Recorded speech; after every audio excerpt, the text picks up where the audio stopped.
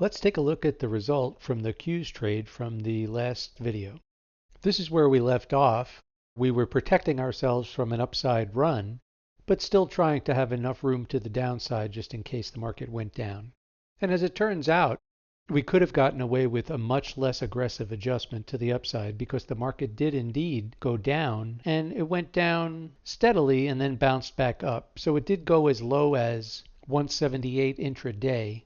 But since time was running out on the trade and we were still under the net of this iron condor, we wound up making the full amount of 185 on the trade. So the best way to get good at these trades is to put on a series of trades. And I can't stress this enough. You have to get comfortable with the adjustments when you make them, not when somebody else makes them that you're trying to follow.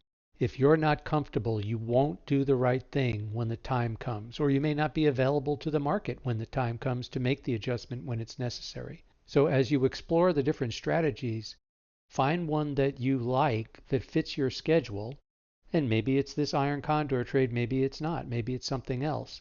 But find something that when you practice it, you're sitting there going, hey, I can do this.